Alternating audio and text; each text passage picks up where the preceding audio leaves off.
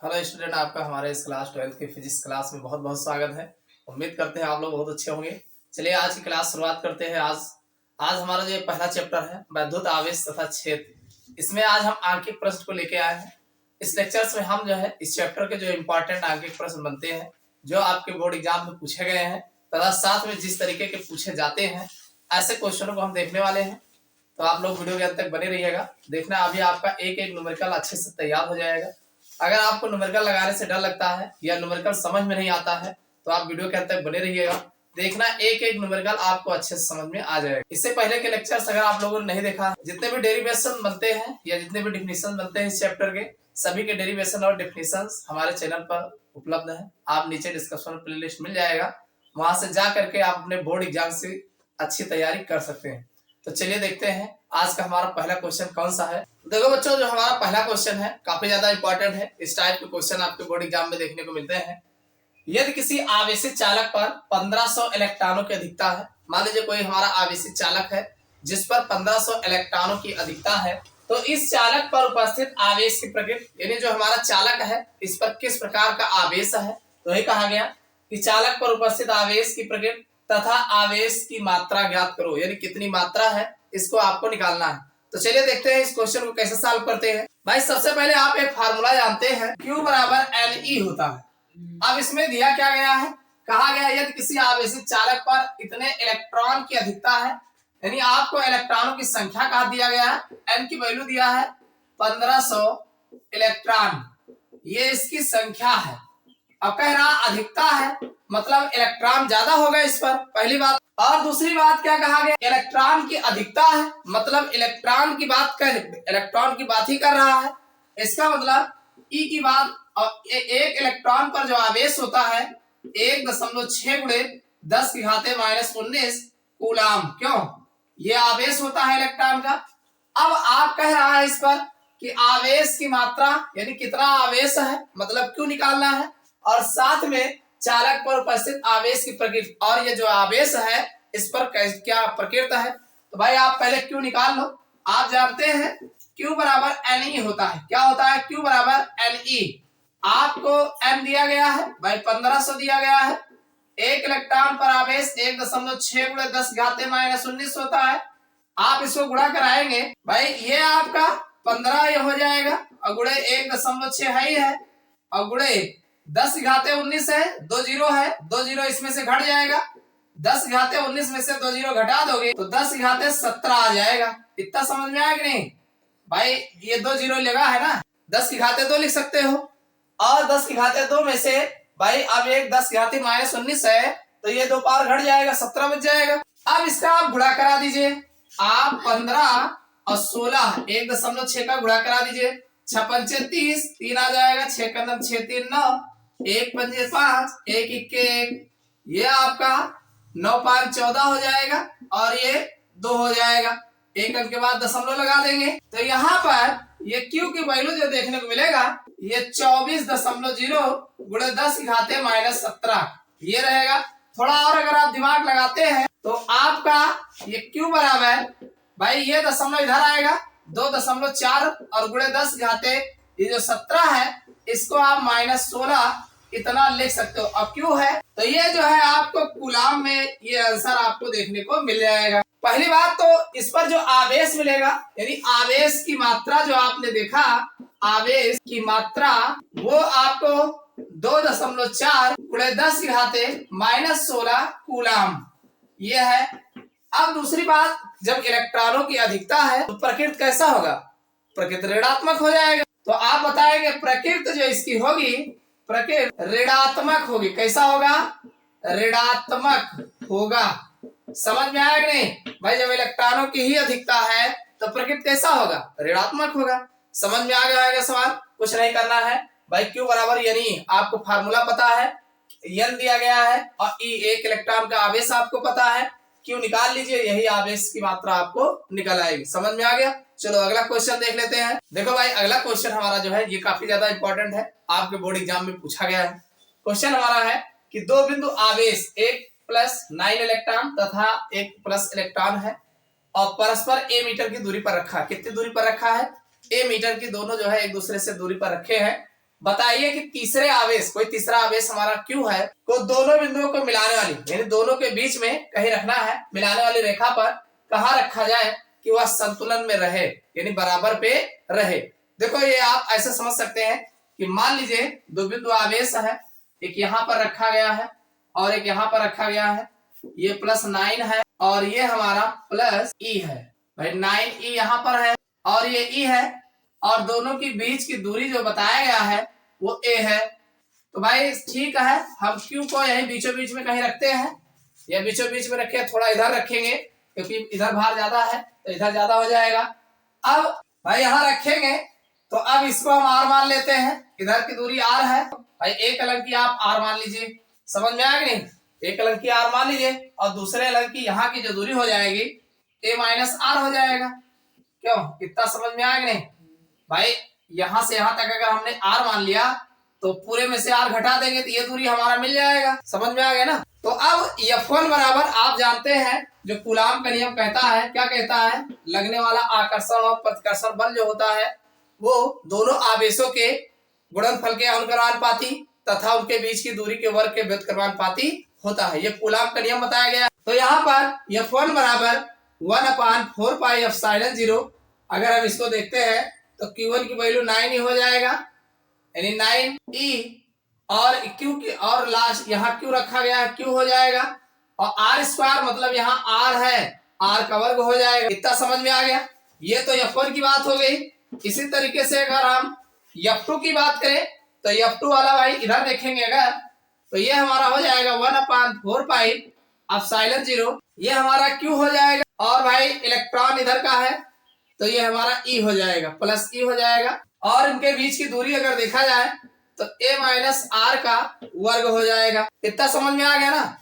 अब ये F1 हो गया, F2 हो गया, तो आप जान रहे बीचों बीच में रखना है तो हमारा F1 बराबर F2 हो जाएगा। भाई दोनों को बराबर में करेंगे तो हमारा आ जाएगा 1/4πε0, ये 9EQ हो जाएगा और इधर R² हो जाएगा बराबर और इसकी वैल्यू हो जाएगी 1/4πε0EQ/A-R² हो जाएगा। क्यों, ये तो बताया गया होल स्क्वायर, ये आपका ये कट जाएगा और अगर देखा जाए तो भाई ये EQ कट जाएगा EQ से और बचेगा हमारे पास, अगर देखा जाए तो यहाँ 9/R² इधर बच जाएगा और इधर जो है 1/A-R का होल स्क्वायर बच जाएगा। इतना बचेगा। इतना समझ में आ गया होगा? अब एक काम करते हैं, भाई इसका वर्ग है तो वर्ग इसका हटाएंगे तो ये वर्ग इधर लग जाएगा। भाई अगर हम इसको ऐसे लिखते हैं, भाई अगर इसको हम यहाँ कर लेते हैं और इसको पलट लेते हैं, ये हमारा आ जाएगा A-R का होल स्क्वायर अपान 1 कर लेते हैं, इसको इधर कर लेते हैं और ये हमारा R² / 9 ये बन जाएगा। भाई इसका वर्ग हटाएंगे तो वर्ग हटाएंगे तो A-R अपान 1 हो जाएगा और इसका वर्ग हटाएंगे तो इस पर अंडर रूट लगेगा। भाई R² अपान 9, क्यों, इसका वर्ग हटेगा तो यहाँ पर अंडर रूट लगेगा, फिर ये हमारा A-R अपान 1 होगा तो ये हमारा अंडर रूट हटेगा तो R अपान 3 हो जाएगा। एक काम करते हैं, 3 से इसमें गुणा करा देते हैं तो ये हमारा 3A - 3R हो जाएगा और बराबर R बनेगा।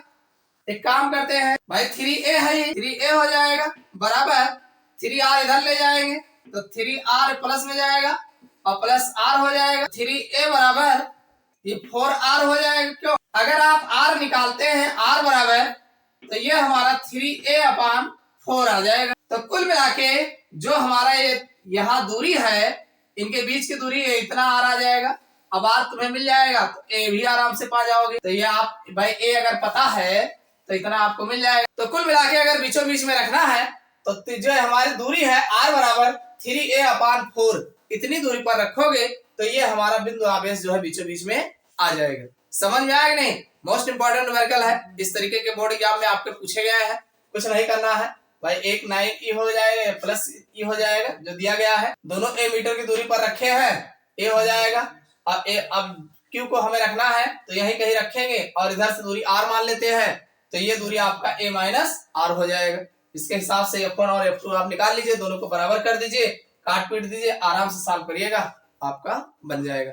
समझ में आ गया ना। चलिए अगला क्वेश्चन देख लेते हैं। चलिए भाई अगला क्वेश्चन देखते हैं, ये भी काफी ज्यादा इंपॉर्टेंट है। इस टाइप के क्वेश्चन आपको देखने को मिलेंगे। क्वेश्चन हमारा है, दो अल्फा कण एक दूसरे से 0.1 एंगस्ट्रॉम की दूरी पर है, यानी 0.1 एंगस्ट्रॉम की दूरी पर दो अल्फा पार्टिकल, मतलब इधर भी अल्फा होगा उधर भी होगा, और दोनों 0.1 एंगस्ट्रॉम की दूरी पर रखे गए हैं। ये क्वेश्चन है आपका। और कहा गया इनके बीच लगने वाला विद्युत बल याद करो, यानी इनके बीच कितना बल काम कर रहा है ये आपको निकालना है। तो आप जानते हैं जो कूलाम का नियम है भाई, विद्युत बल का कूलाम का नियम क्या कहता है? कूलाम का नियम कहता है F बराबर 1/4 पाई एप्सिलॉन 0 Q1 Q2 अपान R स्क्वायर। यही तो कूलाम का नियम बताया गया है आपको, यही कहा गया है।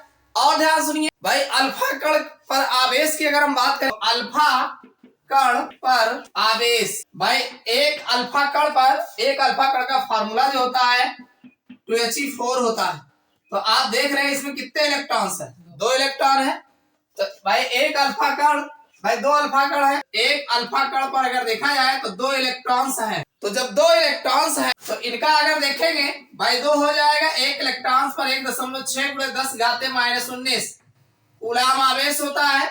इसको आप गुणा कराएंगे 16 दूना 32, तो 3.2 × 10⁻−19 ये कूलाम जो है आपको Q1 मिल जाएगा।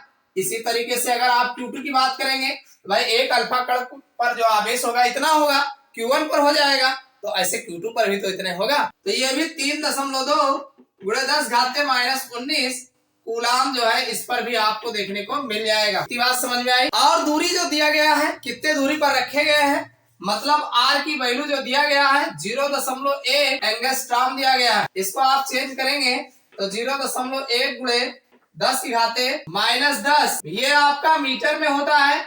अगर आप ये दशमलव इधर ले जाएंगे तो हमारा R बराबर 1 × 10⁻−11 मीटर हो जाएगा। इतना समझ में आया कि नहीं आया? इतना समझ में आया? कुछ नहीं है, ये 0.1 एंगस्ट्रॉम है, तो इसकी वैल्यू भाई 1 एंगस्ट्रॉम की वैल्यू 10⁻−10 मीटर होता है। तो रखोगे तो दशमलव इधर ले जाओगे तो 10 की बजाय -11 हो जाएगा। क्लियर? अब चलिए फार्मूले पर रख देते हैं। भाई फार्मूला हमारा है F बराबर 1/4 पाई एप्सिलॉन 0 Q1 Q2 अपान R स्क्वायर। सबकी वैल्यू तैयार है, तो हमारा F बराबर भाई 1/4 पाई एप्सिलॉन 0, इसकी जो वैल्यू होती है 9 × 10⁻9 हो जाएगा। अगले अगर इसके Q1 Q2 की वैल्यू देखेंगे तो 3.2 × 10⁻−19 गुणे 3.2 × 10⁻−19 हो जाएगा।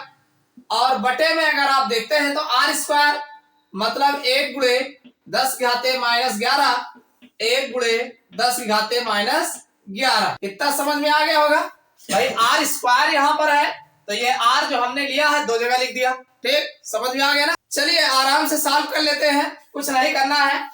पहले जो है इन दोनों को इकट्ठा कर लेते हैं। भाई ये आपका F बराबर ये हो जाएगा, चाहो तो आप गुणा भी कर लो, 9 दूनी 18 हो जाएगा और 9 त्रिक 27, एक 28 हो जाएगा। एक अंक के बाद दशमलव आ जाएगा और गुणे 3.2 रहेगा ही रहेगा।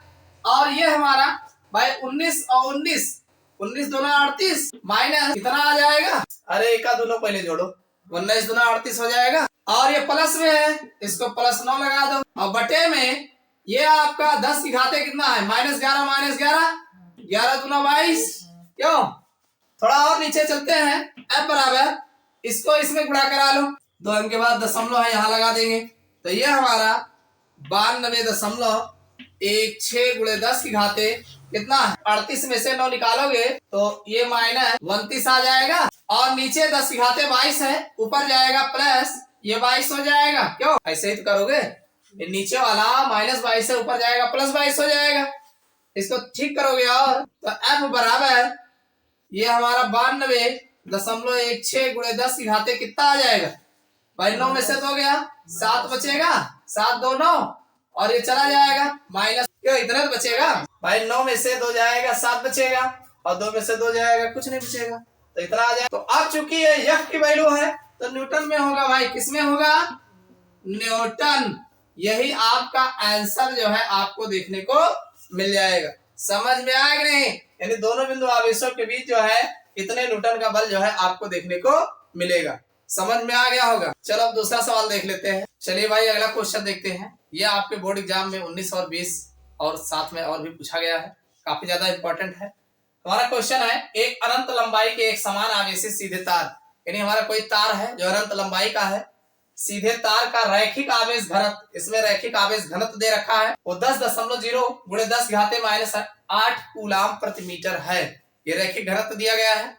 साथ में कहा गया तार से 2 सेमी दूर पर उत्पन्न, यानी तार से 2 सेमी दूर उत्पन्न विद्युत क्षेत्र की तीव्रता ज्ञात करनी है। आपको 2 सेमी दूर पर उत्पन्न विद्युत क्षेत्र की तीव्रता जो है निकालना है। चलिए देखते हैं इसको लगाएंगे कैसे। भाई आप जानते हैं कि अनंत लंबाई का रेखीय आवेश के कारण r मीटर की दूरी पर उत्पन्न विद्युत क्षेत्र की तीव्रता का जो व्यंजक आप जानते हैं, E बराबर होता है 1/4πε0 2 λ/r। ये फार्मूला होता है विद्युत क्षेत्र की तीव्रता के व्यंजक का। आप इसको ऐसा लिख सकते हैं, वैसे जो हमने आपको फार्मूला बताया है वो होता है E बराबर 1/2πε0 और λ/r। क्यों ये फार्मूला आपने सीखा है? अरे कुछ नहीं करना है, 2 से ऊपर गुणा कर देना, 2 से नीचे, तो ये 2 λ हो जाएगा, 2 दूनी 4 हो जाएगा। यही फार्मूला आपका इस फॉर्म में आ जाएगा। समझ में आएगा नहीं? ऐसा हमने इसलिए किया है क्योंकि 1/4πε0 की वैल्यू पता है, और 1/2πε0 की वैल्यू कहां से जाओगे लाने? तो इसके लिए ऊपर नीचे 2 से गुणा करा दो, आराम से हमारा ये सीधा सीधा फार्मूला बन जाएगा। क्लियर? इतना समझ में आ गया ना? आपको दिया गया है r बराबर 2 सेंटीमीटर। सेंटीमीटर में तो रखना नहीं है, हमें मीटर में रखना है। मीटर में कन्वर्ट करोगे तो 0.02 मीटर आ जाएगा। क्यों मालूम है कि पता है? और सेंटीमीटर का मीटर में बदलना है भाग दे दोगे हो जाएगा ना, कि देख के पता है। रेखीय आवेश घनत्व जो आपका लैम्डा है कितना दे रखा है? 10.0 गुणे 10⁻⁻8 कूलाम और प्रति मीटर, ये इसकी वैल्यू दे रखा है। क्लियर हो गया? चलिए अब वैल्यू रख देते हैं इस पर।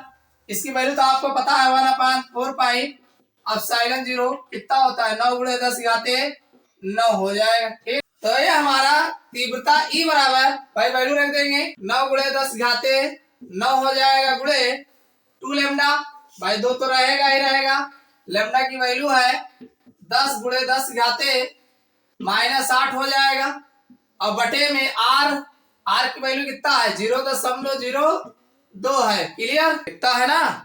एक काम करते हैं, दशमलव हटाते हैं। पहले दशमलव हटाने के लिए कहीं भी लगा दो, यही लगा दो, 0.10 और बढ़ा देना।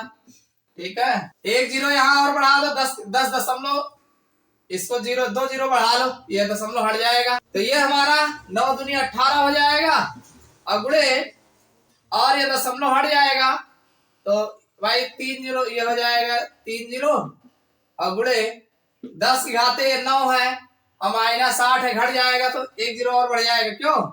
10⁻1, 1 का मतलब 10 और बटे 2, क्यों? ऐसे तो आएगा कुछ। और क्या करना है?